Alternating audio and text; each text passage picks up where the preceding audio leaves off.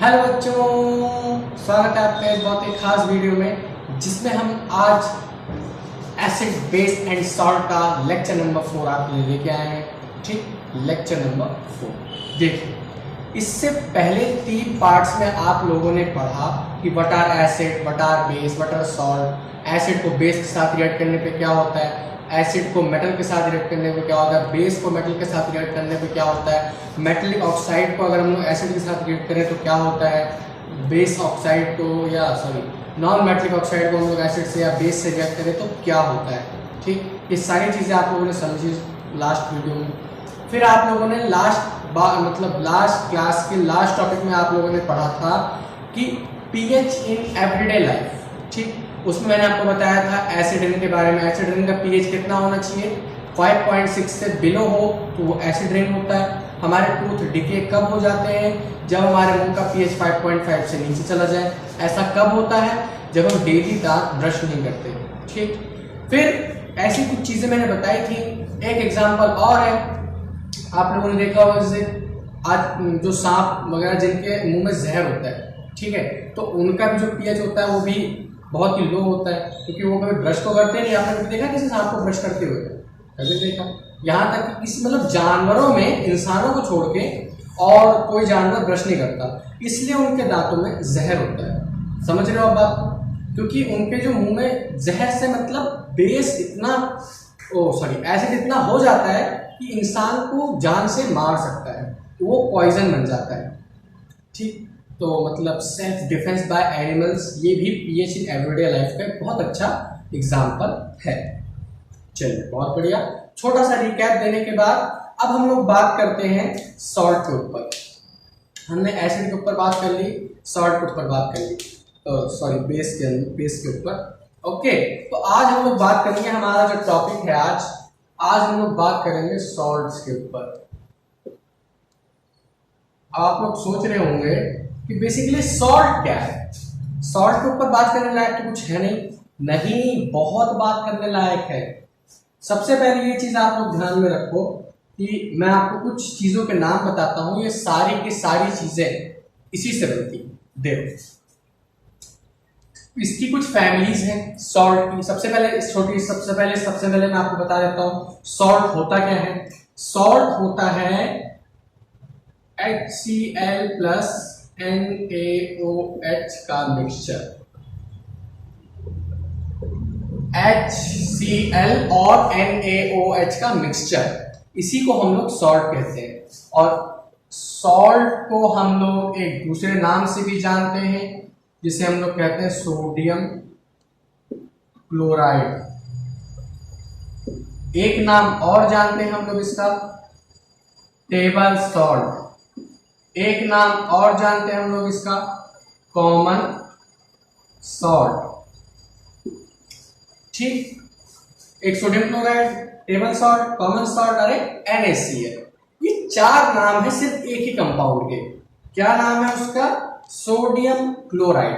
यानी कि same concentration and same amount of HCl mix with same concentration of same amount of sodium hydroxide makes NaCl of same concentration.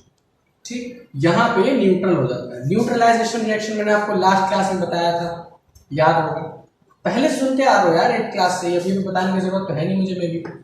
ठीक है, तो NaCl, तो ये हमारा क्या बन गया? Common salt. ओके, तो होप सो बात समझ में आई होगी कि क्या लिखा है, कैसे बना सॉल्ट। ओके, तो अब बात करते हैं इसकी कुछ फैमिलीज के ऊपर। सॉल्ट की कुछ फैमिलीज होती हैं। फैमिलीज क्या होती है सॉल्ट की फैमिलीज में? देखिए, यानी कि सॉल्ट से ही कई सारी चीजें बनती हैं।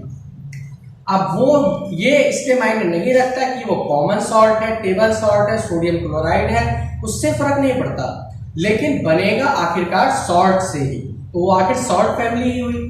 तो सॉल्ट से हमारे डे टू डे लाइफ में कई सारी चीजें बनती हैं। सबसे पहला आता है ब्लीचिंग पाउडर।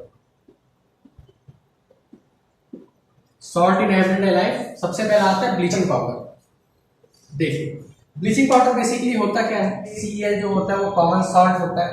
ठीक, कॉमन सॉल्ट होता है, इसको बताने की जरूरत है नहीं। इसको हम लोग इलेक्ट्रोलाइसिस की मदद से आओ इसको एक इलेक्ट्रोलाइसिस में बंद करें। ठीक, ये हमारा है एनोड और ये हमारा है कैथोड। मैं आप लोगों को छोटा सा डिफरेंस बता दूं, एनोड जो होता है पॉजिटिव, कैथोड होता है नेगेटिव। एनायन होता है नेगेटिव और कैटायन होता है पॉजिटिव। ठीक है, मतलब इन नामों में कंफ्यूज कभी मत होना। एनोड और कैथोड, एनोड हमेशा पॉजिटिव, एनायन हमेशा नेगेटिव। ठीक, चार्ज अलग अलग, यहाँ पे एनायन नहीं लगेगा। अगर एनायन लगता है तो एनायन कैथोड की जगह पे आएगा, जबकि जो रॉड्स हैं इनको हम लोग कैथोड या एनोड कहते हैं। ये पॉजिटिव टर्मिनल से कनेक्टेड है, कैथोड नेगेटिव टर्मिनल से कनेक्टेड, सॉरी, जो रॉड नेगेटिव टर्मिनल से कनेक्टेड होता है उसे हम लोग कहते हैं कैथोड, और जो रॉड पॉजिटिव टर्मिनल से कनेक्टेड होता है उसे हम लोग कहते हैं एनोड। ठीक, इलेक्ट्रोलाइसिस आप लोगों ने पढ़ा होगा। NaCl को मान लीजिए यहाँ पे एक मिक्सचर है, हमने पानी भरा उसमें और उसमें नमक को घोल दिया, उसके अंदर हमने इलेक्ट्रिसिटी फ्लो कर दी।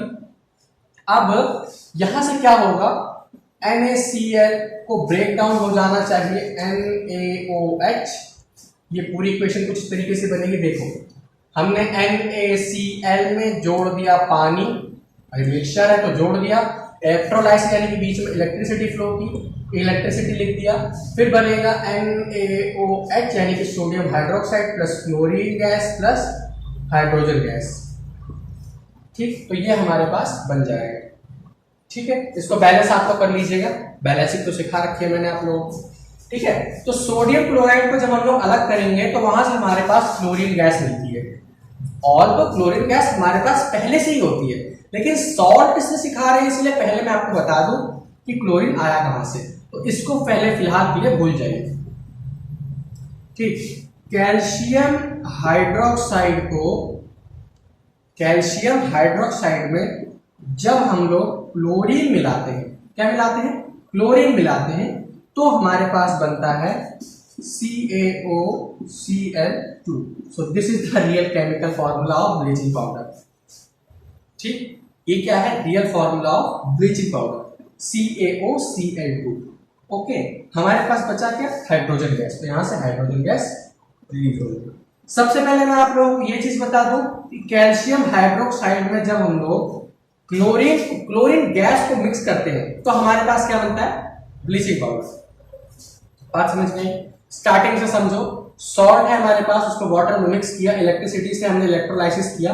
ठीक, इलेक्ट्रोलाइसिस करने के बाद सोडियम हाइड्रोक्साइड, क्लोरीन गैस और हाइड्रोजन गैस हमारे पास मिल गई। ठीक है, बाकी किसी का हमें काम नहीं, क्लोरीन हमने उठाया, कैल्शियम हाइड्रोक्साइड हमने उठाया, आपस में मिक्स किया, हमारे पास ब्लीचिंग पाउडर आ गया, बात खत्म। सिंपल सी बात थी, कैल्शियम। ओके, तो ये है क्या, ब्लीचिंग पाउडर। तो ये कहां कहां काम आता है, इसके यूजेस क्या हैं, इसके यूजेस हैं, सबसे पहला यूज है इसका टेक्सटाइल इंडस्ट्रीज में। टेक्सटाइल इंडस्ट्रीज में किस तरीके से काम में आता है ब्लीचिंग पाउडर, कपड़ों को ब्लीच करने में काम आता है। आप लोगों को आजकल बाल ब्लीच कराने के बहुत ज्यादा शौक होते हैं, ठीक है, तो ब्लीचिंग पाउडर इसी के काम में आता है, ब्लीच करने के। दूसरी चीज और कहां पे काम आता है, वुड पल्प देखा होगा आप लोगों ने, पेपर जिससे बनता है, पेपर को भी ब्लीच करने के काम में आता है। पेपर किसी एक कलर में तो आता नहीं, आप भी जानते हो पेपर किसी एक कलर का तो आता नहीं। ठीक है, आप लोग चार्ट्स वगैरह खरीदते हो, चार्ट खाने वाला नहीं, मतलब चार्ट पेपर जो होता है ना, वो खरीदते हो, उसमें देखा होगा अलग अलग कलर के आते हैं, कई अलग अलग शीट्स आती हैं जिनके अलग अलग कलर होते हैं। ठीक है, तो अलग अलग कलर आते कहां से, उसको कोई पेंट थोड़ी करता है, वो ऐसे ही आते हैं।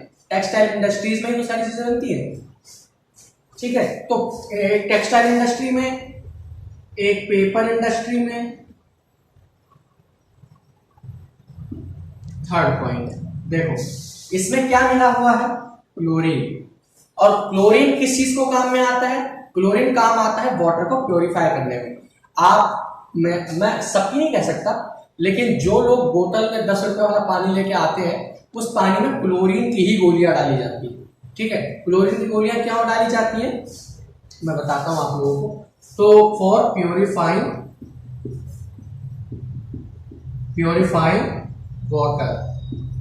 ठीक है, तो ये हो गई। और भी कई सारे यूजेस हैं इसके, तो ये 3-4 तो मेन है, ठीक है, जो आपके डे टू डे लाइफ में पर डे आपके काम में आता है, ठीक है। तो ये यूजेस किस तरीके से बनता है, उसका केमिकल नेम, केमिकल फॉर्मूला, और ये पूरा प्रोसेस आप लोगों को आना चाहिए। ब्लीचिंग पाउडर के बारे में आपसे कभी भी कुछ भी पूछ सकता है, थ्योरी में पूछ ले तो आप लोगों को ये सारी चीजें एक्सप्लेन करनी होंगी, और अगर आपसे इक्वेशन पूछ ले तो ये इक्वेशन लिखनी होगी आप लोगों को, ठीक है। तो ये सारी चीजें आप लोगों को याद में होनी चाहिए। ओके, होप सो बात समझ आई होगी। ब्लीचिंग पाउडर क्या होता है तो मैं आपको बता दूं, जो मैंने आपको पहले बताया था CaCl2 विच इज रॉन्ग, ठीक, CaCl2 गलत फॉर्मूला। ओके, होप सो बात समझ में आई होगी। इसे नोट कर लीजिए, फिर आगे बात करते हैं, है ना। तब तक मैं चल पी, इसे नोट कर लीजिए।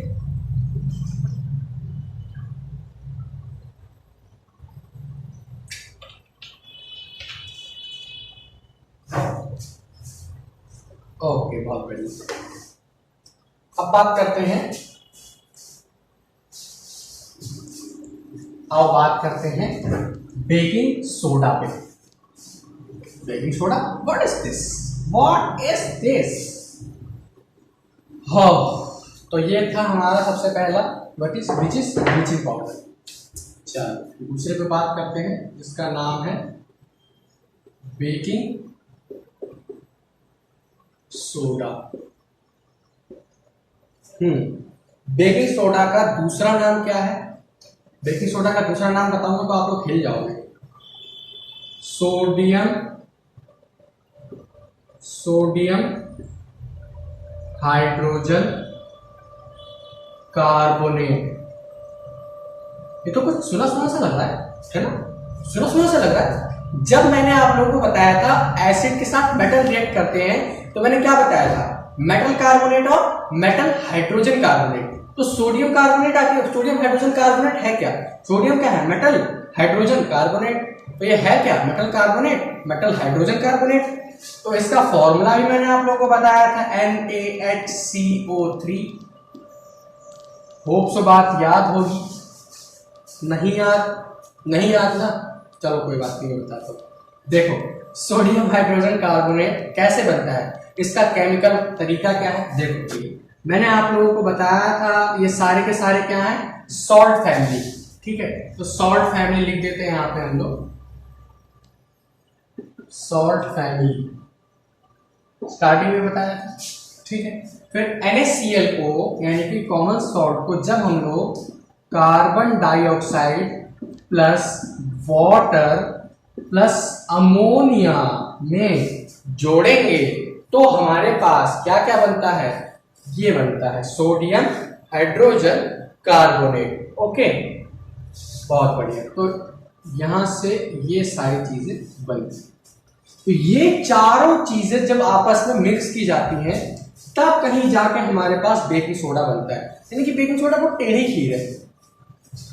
और फिर हमारे पास बनेगा क्या यहाँ पे आके, NH4Cl प्लस बनेगा NaHCO3। May be it's balanced. Okay, चलो इसको बैलेंस करते हैं। देखो सोडियम है, क्लोरीन है, कार्बन है, ऑक्सीजन 2 और 1 3, ऑक्सीजन 3, हाइड्रोजन कितने, यहाँ पे भी है ना, 2 और 3 5, 4 और 1 5 हाइड्रोजन, बचा कौन, कंप्लीटली बैलेंस है यार। तो सिंपल सी इक्वेशन है ना, बस सिंपल याद रखना कि इसमें मिक्स करके करते हैं। नमक के अंदर आपको वाटर, कार्बन डाइऑक्साइड और अमोनिया मिक्स करना है, बस बन जाएगा आपका बेकिंग सोडा। सिंपल, नमक के अंदर आप लोगों को कार्बन डाइऑक्साइड, वाटर और अमोनिया को मिक्स करना है। सिंपल, बहुत ही इजी है, बस ये याद करने की जरूरत नहीं है। मैं नहीं कह रहा कि आप रटो इसे, समझो बस कि क्यों नमक में कार्बन डाइऑक्साइड, वाटर और अमोनिया मिला दो, बन गया बेकिंग सोडा। समझ रहे हो बात?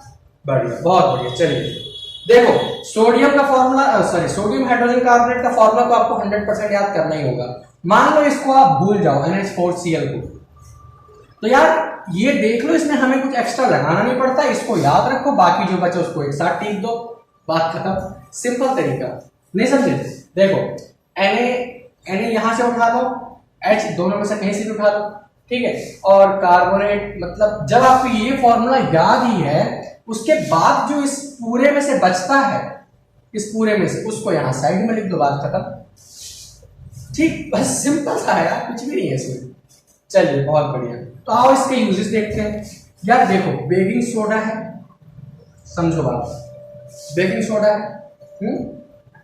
बेकिंग सोडा बेसिकली किस चीज में यूज होता है यार? बेक करने में। सबसे पहली चीज बताने की जरूरत नहीं, केक में, ब्रेड में, बिस्किट्स इंडस्ट्रीज में, है ना, ये सारी चीजों में काम में आता है। सबसे पहला क्या? केक, ब्रेड वगैरह वगैरह। फिर दूसरा क्या है? Baking soda. सोडा जो होता है वो आपको जैसे कोई चीज फुलाने के काम में आता है, कोई चीज फुलाने में, जैसे पूरी है।